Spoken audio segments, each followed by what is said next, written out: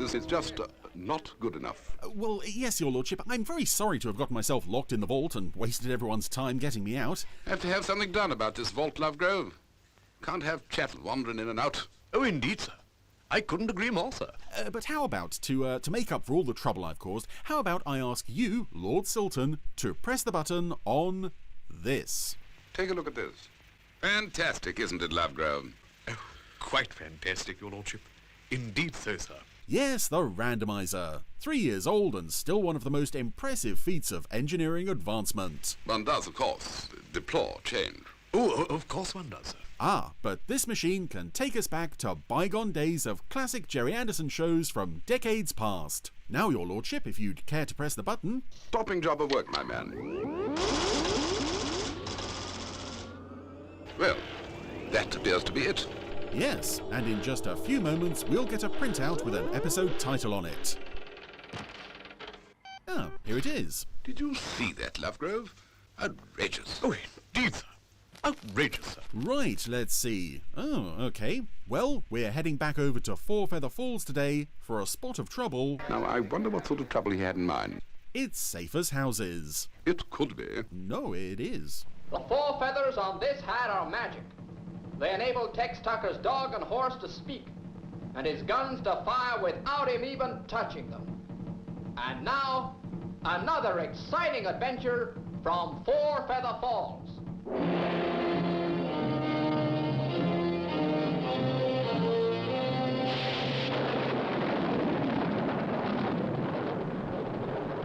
So, welcome back to Four Feather Falls on the Randomiser, and oh, you know what, I've got to say, after a run of HD episodes, I'm back in horrible, grotty, SD, black and white. I mean, the Four Feather Falls DVDs, they look okay, but sometimes they do look a bit grotty, and even the best episodes on DVD coming to them from Blu-ray, there's no comparison, is there? I want this show on Blu-ray. I think it deserves it. Anyway, this week it's safe as houses. Oh, that's interesting. This puppet, Missouri Mike, they've sculpted his lips into a whistling position, which is quite sweet. By Jove, old bean, you're absolutely right. First today. Well, if I hear a ride, someone's feeling kind of happy. We'll soon put a stop to that. No one comes to Four Feather Falls to be happy. Howdy, stranger. And howdy to you. Oh, but he has got a nice smiling face, this gentleman. 4 Feather Falls. 4 Feather Falls. Four Feather Falls? I must have hit quite a trail since I left little old Missouri. Why, where you heading? Anywheres I can make a sale. Missouri Mike can sell folks things they never even knew they wanted. Ah. A general dealer, they call me. Is this going to be another Crooked Salesman Comes to Town episode? Ah, and that'd be telling. Oh, for right now, I'm going to say possibly yes, although the puppet looks too genuinely pleasant to be I'll go out to the wagon. a villain, but let's see what he's got for sale anyway. The whistle is a nice touch. Oh. Come on, folks, gather round. He's selling safes. Here that mustn't be missed. Colorful character, ain't he? You ask me, old bean, I'd say he's a charlatan. Oh, Oh, for Pete's sake, why don't you talk English just now? I'm with Rocky there, I think. What's a Charlie Tom? A fraud, my dear chap. An impostor. To put it briefly, one who is not all he's cracked up to be. Oh, Rocky's ears have got wires on them. I just noticed with the way they're wiggling. I call it just nonsense. Well, I reckon we shouldn't judge a guy by his looks. Yeah. Maybe I'll... Otherwise, half the people in this town will be out on their ear. There you are, folks. 18 inches square as solid steel.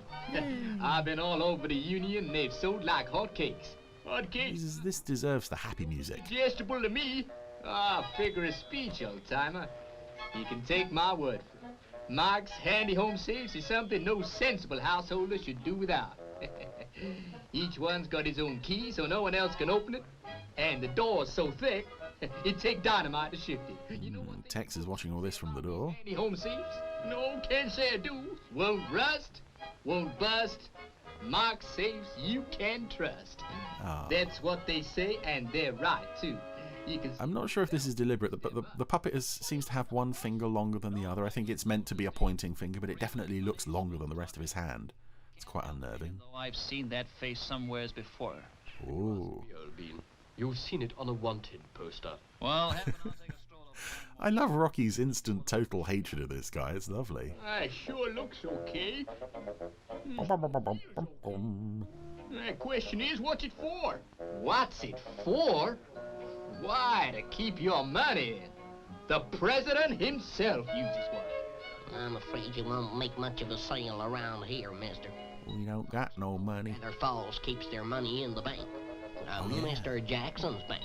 Oh, yes, indeed. That is quite right. You've got to get it out of Mr. Jackson's hands. Too. Thanks to our sheriff. Why, any money that has been stolen has always been got right back. Once we form vigilante commissions and threaten to get a new sheriff. Eventually. Why is that so now? Well, customers always right. Happy to be... No, they're not. Having worked in retail, I can say no, they are not. That is the first incorrect rule of being a customer. Call that real friendly. Set 'em up all round, will you? Feeling rich. Today's drinking partners may be tomorrow's customers. Drink up, boys. Just going to get myself freshened up, and I'll be right with you. I assume I have a room. He didn't ask for one, I don't think. Oh. But now he's got a gun and a mask on, and he's eyeing up the bank. Dan, I'll send it off right away, Sheriff. How long do you reckon for the answer, boss? Couple of hours, I guess. Probably about 2 minutes before the end of the episode. Doing anything, special? Just sending this wire. Why? Well, I don't wish to worry you, but some rotter's just gone... There's the rotter. Come on. Oh, with the gunfire, we might even have to upgrade him to a bounder or a cad.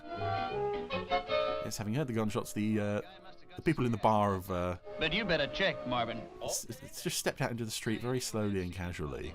We was all in the saloon. Yeah, and that's where I'm going back to right now. You got it. I ain't finished drinking for the day. Yeah, fancy the bank being shut up. Maybe there's something in these home-safe things after all. Everything's okay, Tex. Our friend Mike has just shot out the windows. Now, Rocky, suppose you tell me what this masked man looks like. There's about one in the house, Slim. Yeah, You just had one. still in the bank. Have it on me, old-timer. Why, thanks. You heard it, gentlemen. I want to be completely suzzled by midday. Nearly got myself shaven. Someone shut up in the bank. No. Really? Oh. His enormous finger is starting to disturb me, actually. Also, his nose is quite large. Belong? Right. Dusty, you wait here and bring the answer to my office the minute it comes. Okay, boss. Now look at it this way.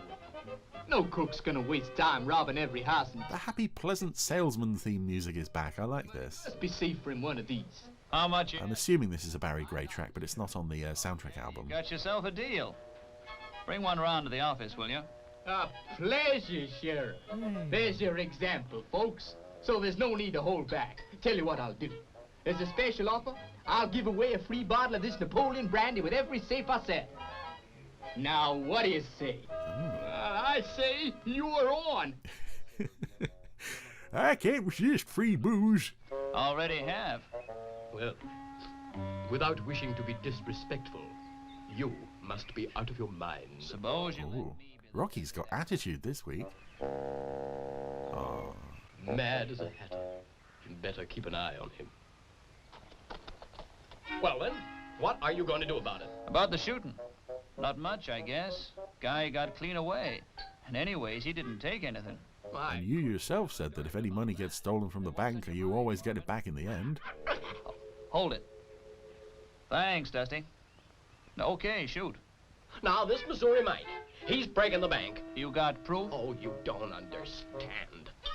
Folks are drawing out all their money to keep in these safes. Oh, that's why Mr. Jackson's annoyed. You got to stop it. Reckon folks are entitled to keep their money where they like. Oh, hold it, Marvin. The Crooked Sellers theme music is playing. Here he comes. Ah, you're in on it too. Well, I might have known that I was wasting my time. All I can say is I'd expected more loyalty from a sheriff.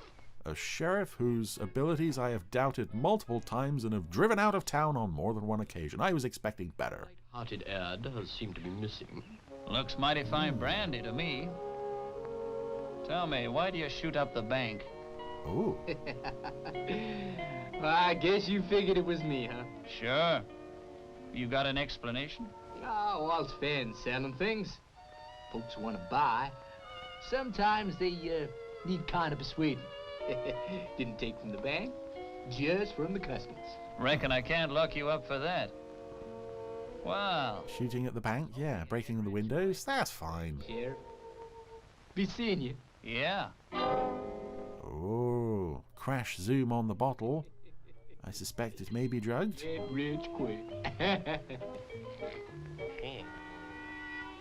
Oh dear. Sleep well. Yep.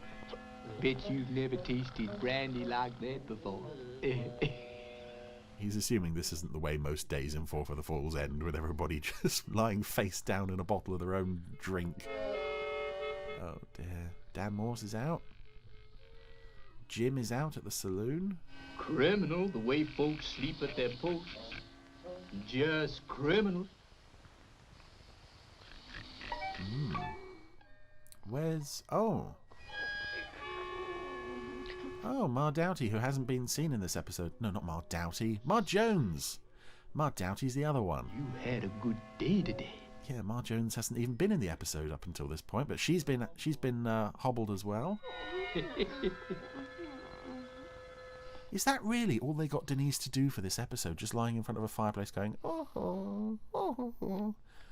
Oh dear. Where's little Jake? Is he out of it as well? Oh! Well, I'll be a three-toed grass lizard. That's very clever. Life's full of surprises, ain't it? So he came to pick Tex's safe. In a safe. Tex had put his magic guns in the safe. Good brandy away. And he knew not to drink the brandy. Doped. Okay. Inside. Doggone. How did you find out? He's taking the whole being rumbled thing remarkably well. Pockets, too. Seems you didn't tell him there was a second installment to pay. Ooh. Oh, Mike, Yep. you'll find the key in the door. Lock yourself in, will you? I'm so tired. Oh, Mike, Yep. throw the key out on the office floor, will you? You don't think I'm that crazy, do you? Whoa! There it goes. Now you've lost the key. It's gonna be a long time before we get you out. Oh dear. Oh, well. Well, we'll have to be out of here by next week when Pedro or Big Ben or Fernando needs to be locked in there. Well, that was safe as houses, and that was another thoroughly standard episode of Four for the Falls, really. Plenty of enjoyable stuff there.